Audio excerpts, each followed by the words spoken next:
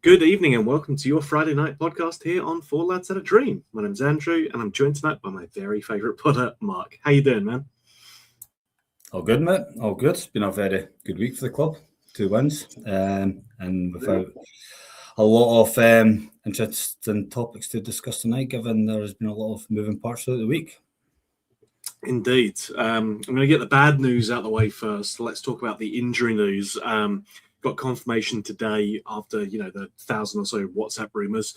Connor Barron's going to be out for up to 3 months with knee ligament damage. That's after the midweek game with Aberdeen. Dujon Sterling is also going to be out with a muscle issue for 2 to 3 weeks. Again, I think that's down to Dujon Sterling, unfortunately. Mark, it's just doesn't seem like he can ever put together a sustained run of form since that initial injury he sustained with us shortly after he joined, which has been frustrating because I think when he is fit, he's a massive asset. And Connor Barron's been probably the first name on my team sheet for the past few weeks as well. So neither are particularly good players to be losing at this stage in the season. I think first and foremost, Connor Barron for me was our player of the season so far. I think he's been excellent. He's came out of the game, especially since Danny Rose came in. So he'll be out for as long as that, I'd say up to 3 months.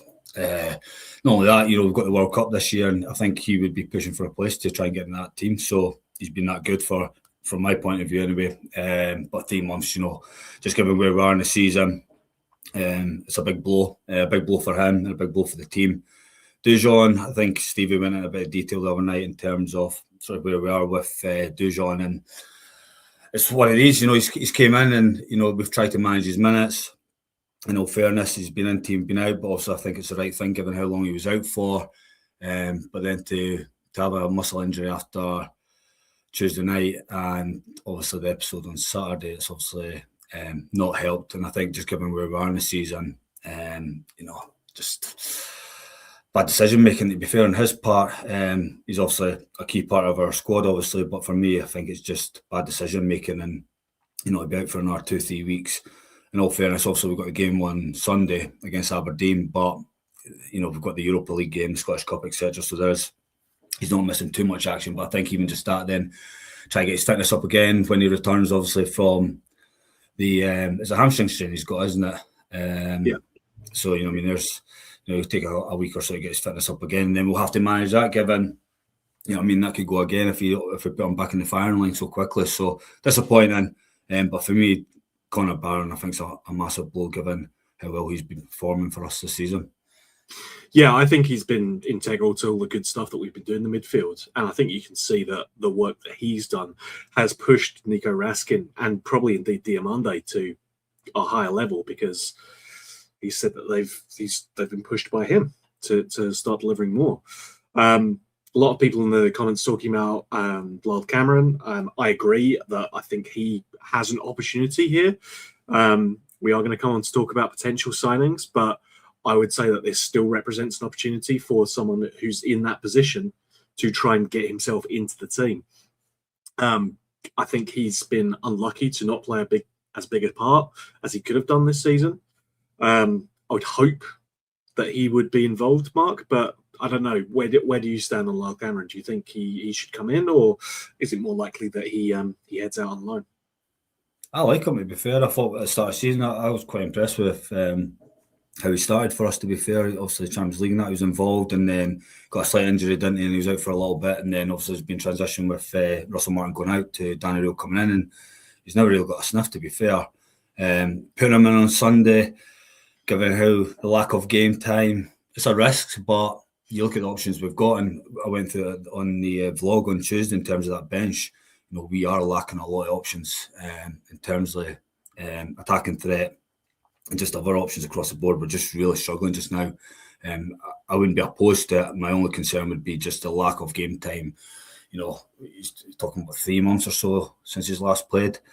So it's quite a long time. But I wouldn't be opposed to it. I just feel that the only risk with it would be just the lack of games he's had over that period of time, and given the importance of obviously Sunday as well. But and I think for me, given he's not really had a sniff under Danny Rule, if he's not going to be part of this second half of the season, I would rather he got out on loan, got 4 or 5 months under his belt, got some game time, and then came back in the summer, and then starts afresh, and then see where we go from there, and hopefully he can show what he can do when he's out on loan. If he isn't going to play, I think he's been wasted if we're not going to play him. Yeah, for me, it doesn't make sense to keep him in the squad but not have him playing. Even worst case scenario for him is if, we don't fancy him and he needs to be sold eventually, then he should be out and playing at least, keep his fitness up, put himself in the shop window, all that kind of stuff. For me, I think he should be part of the squads, if not, contemplated for a start come Sunday, because we have a dearth of options there. Sterling's another option who, in theory, could play in midfield, right? So the fact that he's out as well means that we've lost that kind of utility player. And then you have the option of turning to someone like Kieran Dowell, even if he may be hull-bound. So for me, it would make perfect sense to bring in Lyle Cameron. Don't know how long he would last, but we have other options in that position, but none that I feel as excited about as him coming in. Even just have the opportunity to see what he can do, especially if you have Nico Raskin and Mo Diamande, who have seemed to find a higher gear in recent weeks. So yeah, it's frustrating. Obviously, Sterling again, I think is a big loss. It's frustrating given that he's effectively taken that right side of defender slot pretty comfortably. I think he would have been the first choice. Personal issues aside and injury issues aside, I think setting that over to one way, it's annoying to lose him out at the same time, because again, it's another key player effectively. The good news is, though, we've got Nasser Jiga coming back from Burkina Faso duty with the African Cup of Nations. So we have another option coming in, at least that we know about. Whether we have any other reinforcements to add is something we can discuss a little bit later on, Mark. But does Nasser Jiga come back into the team for you, or are we looking more at Aaron's for the right back there? I shouldn't pick either, if I'm honest. Jiga should be nowhere near the team. I don't think he's played while he went away. I don't think he has, which is a concern. But I think with past performances, primarily going to the African Cup of Nations, I think for me, he's got his issues. I think defensively, I know we've kept another clean sheet on Tuesday, but it wasn't without giving chances away. Mm-hmm. But I think Jiga coming in there, I'd be still happy with Fernandez and Suter as a back two. Yeah, and Aarons for me, I don't know. He just doesn't seem the same players I thought we were going to be bringing in, given obviously he was at Norwich and he's also made some moves. He's played in Spain, etc. But I think in that environment up there at Pataudry, I don't think he'll be able to cope, if I'm honest, Aarons. And Tav, by no stretch of imagination, has been our top performer, but I think I would rather settle with Tav just for his experience alone. Yeah. Yes, his legs are going. Yes, he's 34 and he's getting on, but I would still prefer Tav to Aarons, just given the environment that we're going to be playing on Sunday. So two of the players that you mentioned there, no, I would not have them in the starting 11.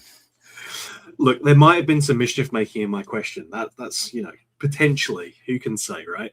No, I'm inclined to agree. I think Tav should be the one coming in at right back. I think if you're looking to try and avoid as many square pegs and round holes, you just slot Tav in at the right back and you slot in Cameron or potentially like Thelo Asgar or someone like that into the midfield in place of those two. But we shall see what happens.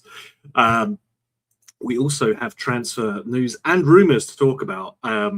Strongly rumoured, although not confirmed. I keep texting Stevie, but he keeps saying he's like doing some live show with David Edgar and CJ Novo and some tall striker who used to play for us as well. Shocking that you can't get the staff these days. Nonetheless, strongly rumoured are a £3 million deal for Westerlo left back Tur Rommans, who's 22, and a £4 million deal for Sturm Graz midfielder Tochi Chukwani. How's that? Was that decent enough Mark, what do you think? Well, it's exciting. We're actually starting to make some move in the transfer market. I think, prior to yesterday and it all coming out, I think just what I'd seen on X in particular, the concerns that we were 7-8 days in and not much was happening. So in the last 24 hours, we've had some news. It seems quite promising. And I quite like the profile of player that we're sort of going for in terms of physical attributes. I'm not going to kid anyone on here and say that I know much about them. My days of playing Football Manager are out the window. So these sort of guys, I have no idea. Take me back to Champman 0102, then I'll be able to tell you. But I don't know much about them, to be fair. And but what I have read and what I've seen, I quite like just in terms of, how many times have we said this season, men v boys? And I think, these guys, yes, they are a little bit younger, but I think they've just got that presence about them, which I think we are lacking across that squad. So I think especially the number 6 position, I'm going to continue to keep on calling him Chuck because I'm not going to butcher that name. So I think he could bring that presence there. I think we need that. And from the left back's position, from that perspective, it's nice to see that he can actually defend, which we've not really had a left back who could do that for quite some time. And not anything on Magoma, to be fair. I think he's actually done all right, in all fairness. But we've got to think long term here, where he is a lone player and he's came from Brentford. And I think we need to protect our own and longer term think of where this team's going to be going. And obviously adding to, and to be fair, he's only one there.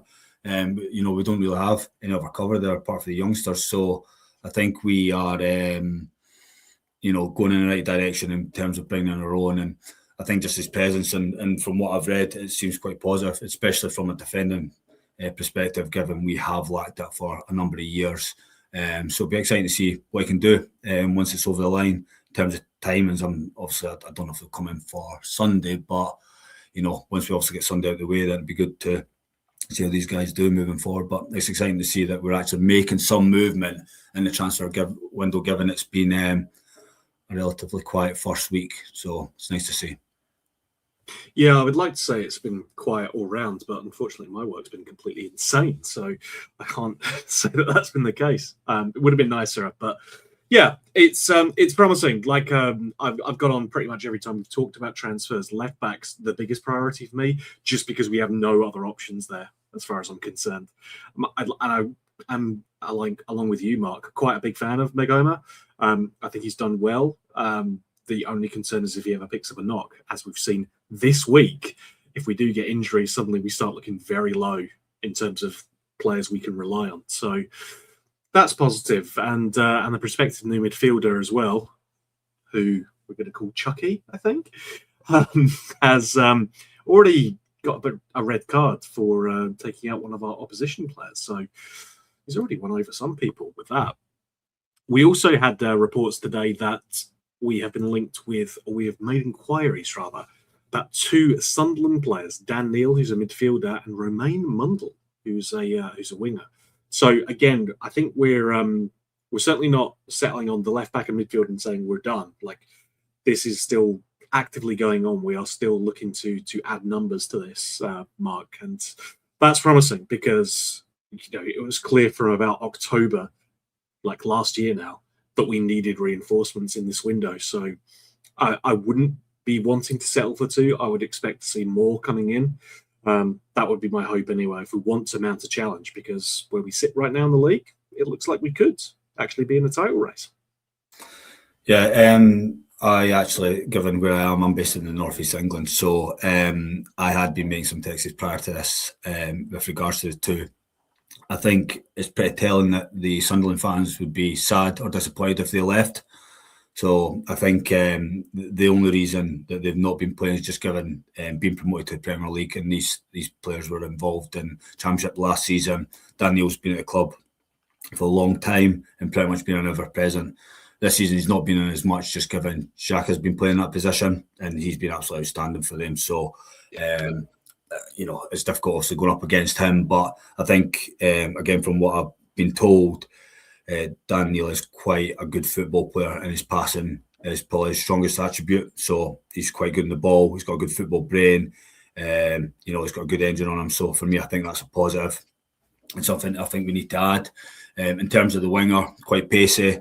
I've not looked at his stats, so I'm not in terms of his goal threat, but being told that it'd be disappointing if he left, gives us some promise that he obviously has some value there. However, he is injury prone, and it wouldn't be Rangers if we were not to sign a player that's got an injury track record. So I wasn't surprised to see at least someone having that, but that's been pretty much his downfall, is picking up injuries throughout his time while he's been at Sunderland. So again, an R2 that could add. Dan Neil, I do like. Mundell, I'm not going to kid on and say I know much about, but Dan Neil I do, and I think he would add. He's a busy player. I think for me, what he could add in terms of that passing range and technically a good footballer. So I think it's one that we should be going all in on. Yeah, as folks in the chat have pointed out, he's in the last 6 months of his contract as well, and so potentially it's like a loan and then transfer that into a transfer. We like the look of him, given he'll be out of contract at the end of that, and he's 24 as well. He's practically an old man compared to most of our signings that we brought in. So yeah, and he has over 100 appearances as well. So. Yeah, certainly not someone who's like a youth prospect who's made a selection of appearances on a bench or something like that. He's been someone who's been playing, albeit not so much this season. Yeah, again, we need reinforcements. I'm not going to make any judgments right now on players. Even once folk are in the door, I don't think you can do too much until you see them playing for Rangers, because we all know that it's a completely different ball game. The bright lights of Ibrox do tend to show up flaws in some players who may have excelled elsewhere. So it'd be interesting to see how folk do settle in, despite what experience they may have elsewhere. We've seen plenty of players who have come with bigger reputations and not live up to them at Ibrox. So yeah, it's going to be an interesting one. We will certainly keep an eye on it. If folk didn't catch the pod that Stevie did with Kenny last night, just after the fans forum, Andrew Kavanagh had a kind of informal chat with a number of fan supporters. Talk through 3 things, which I would strongly recommend you go and check that out to get the full detail on it. But in terms of transfers, spoke about wanting to add more depth at left back, adding a physical presence in midfield, and added goal threat and more creativity during this transfer window in January. So that's what we're trying to do.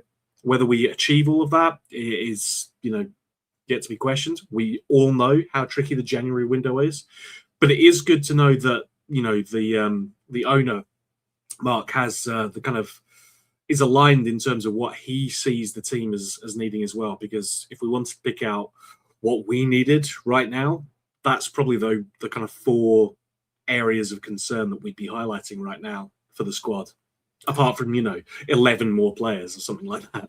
Absolutely. I think he's clearly a big fan of 4 Lads Had a Dream, given we've gone on about long enough this season. But I think it was, obviously watching the pod yesterday, I think the positive for me is just that engagement that Andrew Kavanagh's having with fan media and passing that down, because, there's a number of clubs out there where don't know what's going on and then it's find out from other sources further down the line. It was just nice to see that interaction's taking place, and he's all for having regular engagement with fan media to then pass it on to supporters, which is good to see.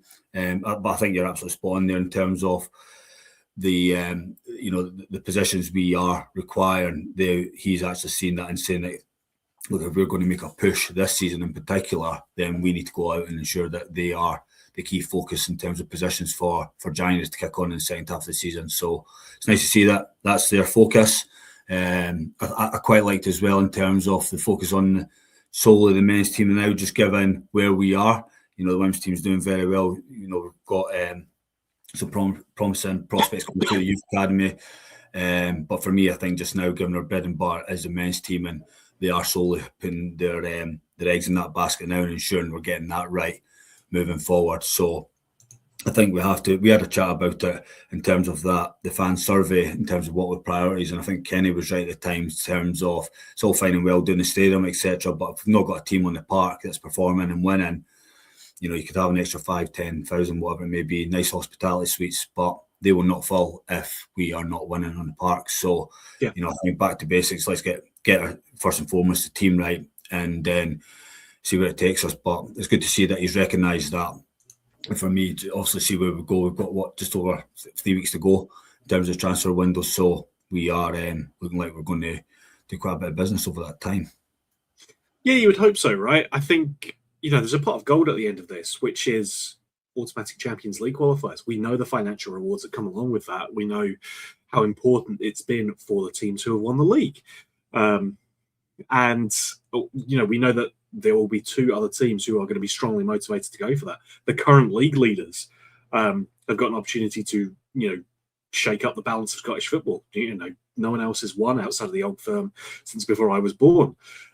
So it's been a while. I might look young and pretty, but believe me, I'm got a few years on the clock here. So it's there's obviously everything there for them, and we know that Celtic will be motivated to win the league as well. They're already making moves themselves in terms of getting players in, although they've been unsuccessful in luring one of their former strikers back. So that's upsetting to see. Obviously, you never like to see that. We know what the rewards are, and it's good to see that the owner recognizes that and recognizes that it makes sense to, by all accounts, kind of push the boat out to make sure we can get ourselves over the line, because I don't think the squad as it is right now, as we record on the 9th of January, I don't think it's good enough to go on a run all the way, despite whatever small miracles that Danny Roll's been able to work.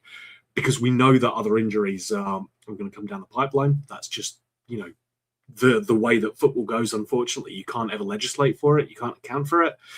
So we know we need reinforcements. We need to strengthen some of these areas. And it's good to see that we are finally making some moves towards that mark. Absolutely. And I think for me, given what the prize is at the end of the season, I think we've got to go out. And the fact we're even in this at this point in time, I think is remarkable given where we were 3 months ago. So, it's been a brilliant job from Danny Rule. I think you're right, though, in terms of this squad. I think we are lacking in certain areas. Creativity is one, and I found that on Tuesday when I was there. I've been watching a number of games on the TV, but to actually see it live, we scored a couple of good goals for set pieces, but the only thing for me was just that final pass, final third when we were there, just had that lack of cutting edge. I think we do need to ensure that as a focus. So let's see where we go. But we've got so much at stake over the next 4 or 5 months. And to your point, you've got 2 other teams that are chasing this. Hearts have started business very early. Celtic will add. It's to be expected. But I think for me, we just focus on ourselves and ensure that we get a bit of some additions there in the final third to add to goals and open play, given we have been scoring a number of goals for set pieces. Scott Fry has done an incredible job, to say the least. But I think for me, Danny Rule with that squad and the fact that we are there within this title race right now is remarkable. What a job he's been doing. So that's all. And the players, we have found ways to win. It hasn't always been pretty, but I think when we said on the run of 7 games, if we're there or thereabouts, it doesn't matter how we win these games. And we're going to Sunday as well, but a 1-0 own goal, I don't care, as long as we get the 3 points back down the road and then see how we get on. But it hasn't been the greatest. But you know what, the team have worked hard, they've been battling, and in all fairness to them, we've found ways to win. And if we go back to where we were in August, September, we just did not have that at all. Yeah, I mean, I'm always going to take the results over the performance. I'm a Rangers fan, so obviously I'll be selfish and say I want the performance as well. But realistically, boring 2-0 wins will win you the league every single season. It's always nice if you can get some 5-0s and make it a bit exciting, but you'll take the boring 2-0s every time. And it's been so rare in recent seasons for us to be able to pick those up reliably. That's what's cost us ultimately. You don't need to look at the table for this season to see where we've been cost. It's not even defeats. It's just draws, constant draws that have really hurt us this season. So we know what we need to do. for me, I agree with the guys in the chats who are saying, can't look too far ahead. Champions League is a part of the end of the season, but we've got a lot of football to be played before that. And that all starts with Sunday's game, which we'll come to talk to. But one bit of news that I wanted to address very quickly before we go on to that, that we will have our allocations cut for one of the away matches coming up against Hibs on the 1st of February. We're going to lose out on 50 tickets, which we'll still need to pay for. And that's because of the repeated use of pyro. There's the threat, the penalty doubling for future infringement as well. Mark, I mean, it's a debate that's going to rage for a while. I like pyro in certain circumstances. It adds atmosphere to the game. It looks impressive. But a kid got injured during the last display that we put on. And that's always going to, attract negative attention.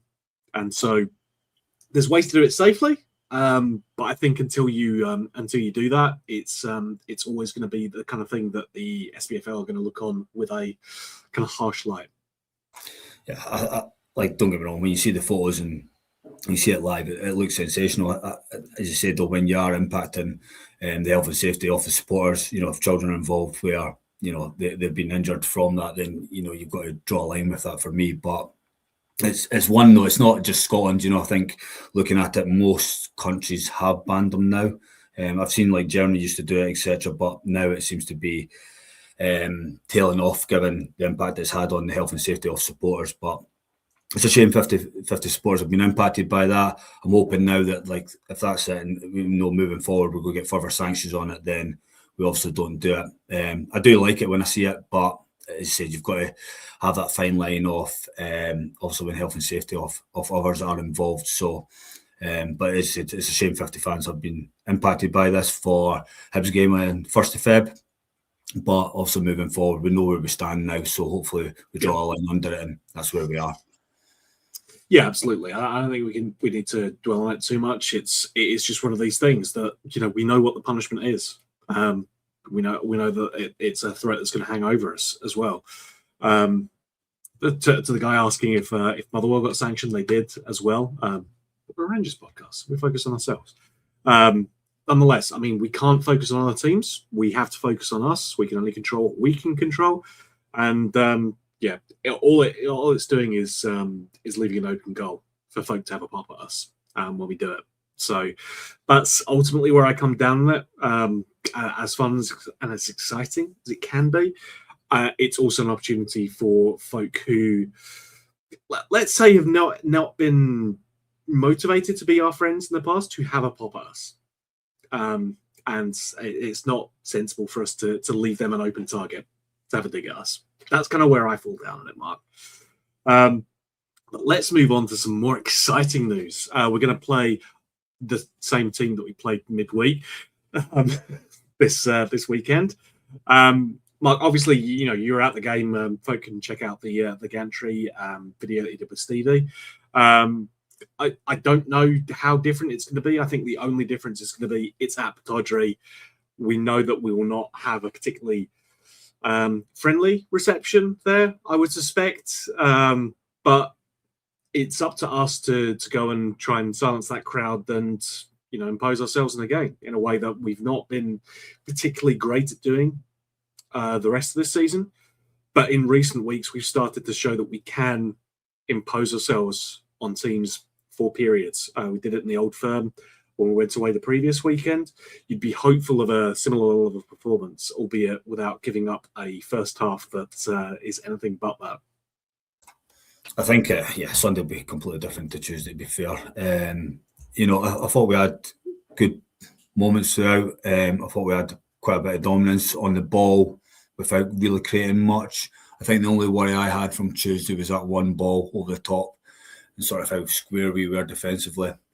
Pretty flat-lined high up the pitch, and they were getting in behind. As I said, it'll be a completely different game, just given, obviously, the atmosphere there.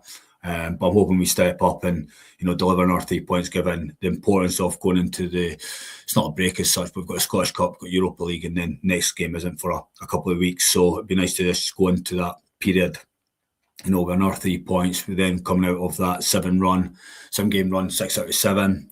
Obviously, the one defeat to Hearts, but there's a good motivation there to kick on and going into the end of Jan in a good position.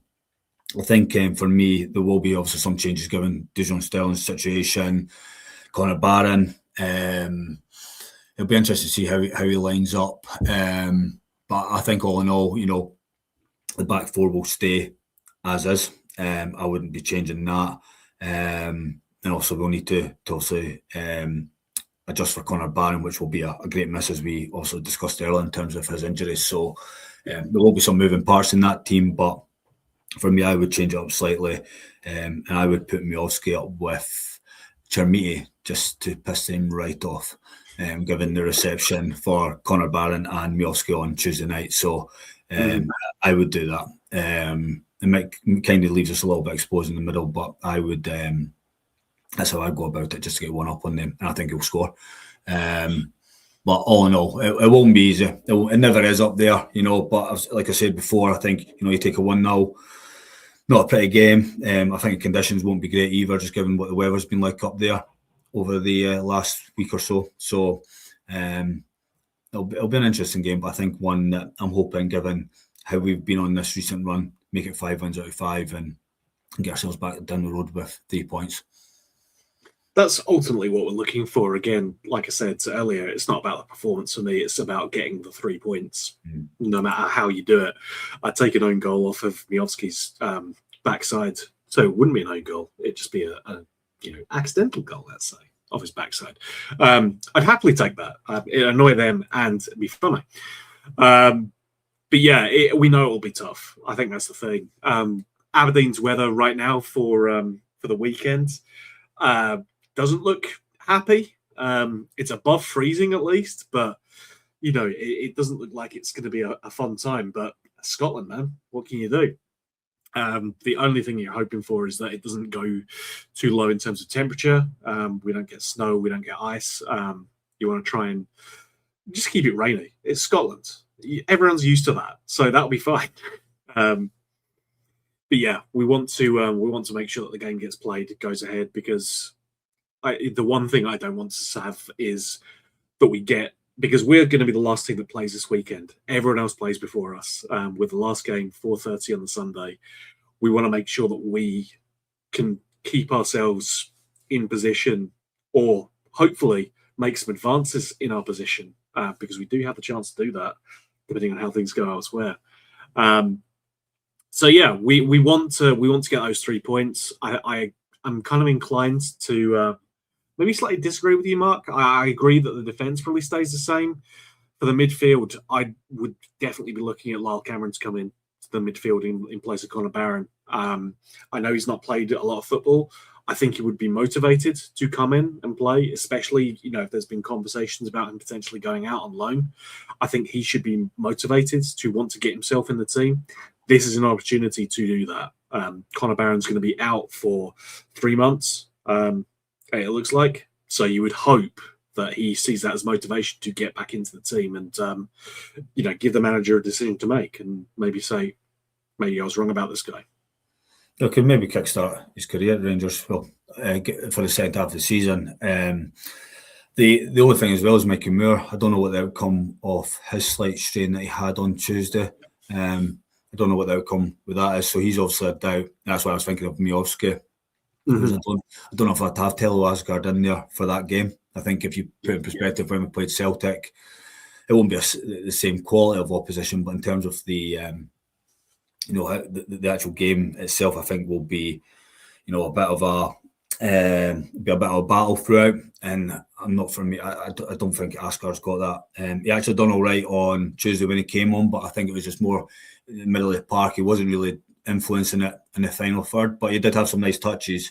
I think for me that would probably be the only option of swap, where that's when I would probably flip that in. I don't think it's a bad shot with Lyle Cameron having that 3, but then it's to put Asgard in up that in that number 10 with Gassama, and then obviously Chermiti, or do you then flip that and put Chermiti and Miovski, and then potentially having Gassama sort of across that number 10 sort of three role. But first and foremost, that middle three obviously will be absolutely pivotal to this game, given we need to win that battle in the middle of the park. But defensively, as I mentioned, I would keep it as is, given they've been doing all right, but just the long balls we need to get better at, given as good as, even though we've not conceded, we have been having problems with it. I think a lot of that comes down to that scar tissue as well, Mark. You know, we see that all the time, and we know that we've been hurt from it in the past before. The defense on paper and statistically looks rock solid. It's just, you know, we've got so much scar tissue and we've got so many memories of being, you know, damaged by it in the past, in the recent past, that that it's always going to terrify us when it happens. And the thing is, you can't keep chancing the odds with that either. Eventually it will bite you. So I agree. It needs to be a case of keeping that back door locked, making sure that we take our chances when we get them. If Chimiti wants to do another 2 strikes at goal and 2 goals, that'd be perfect. Mitov does look like he may be inclined to throw 1 or 2 in if tested. So yeah, we can only hope. We want to keep this good run going. 5 from 5 would be fantastic, as you say. And yeah, we can't control what happens around us, but we do know that if we keep winning our games all the way through to the end of the season, then we've got a very big prize waiting for us. So all we can do is just keep doing that, just keep winning. It's been a pleasure, Mark, genuinely, to chat with you tonight. We hope that folk have enjoyed it as well. 1,760 of you watching across Twitter, Facebook, and YouTube. Can't thank you guys enough. Genuinely, the support, we talk about it all the time. It's immense. 700 members now as well subscribing. You get some exclusive videos for that. We have our Rangers years, little chats that we do with ex-pros. Highly worth checking out. And you get access to all the shows ad-free as well. Cheaper than a YouTube subscription. And you know, you're supporting a Rangers podcast as well. Also, I must tell you all that we have merchandise, exclusive merchandise, so exclusive that I think we've only sold 7 of them. That's how exclusive they are. I don't believe we have any that we can show off, unfortunately, because Amaret's not been nice enough to get me and Mark sorted out with them. But if you want to send an email over to, let me make sure I get it exactly right, because we've been burned with this in the past, 4ladshadadream@gmail.com with the number 4 spelled out FOUR. Email that over to Stevie, make a request. I think we've got hats for sale.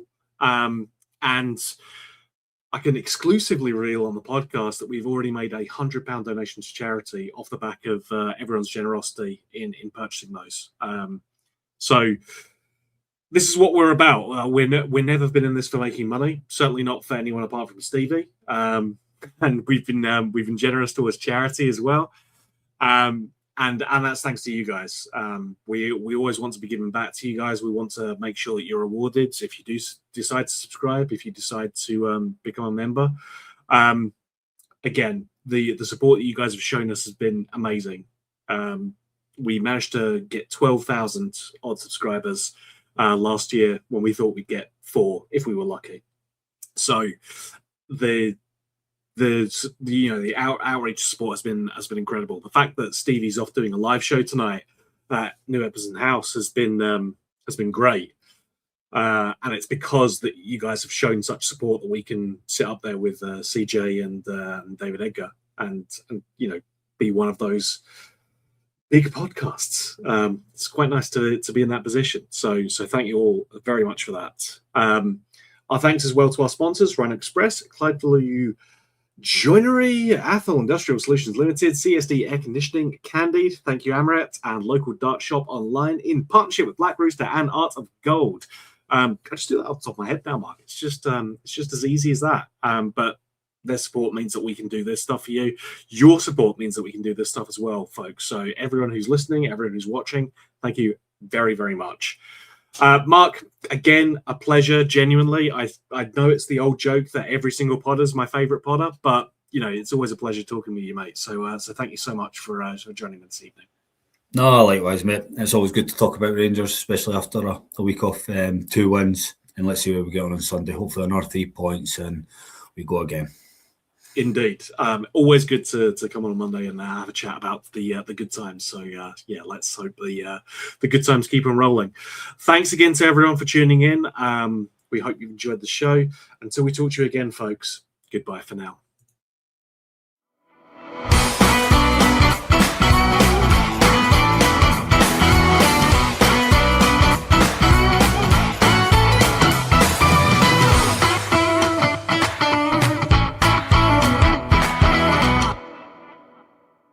The Four Lads podcast is sponsored by Rhino Express, Clydeview Joinery, Athol Industrial Solutions Limited, and CSD Air Conditioning, in partnership with Black Rooster and Art of Gold.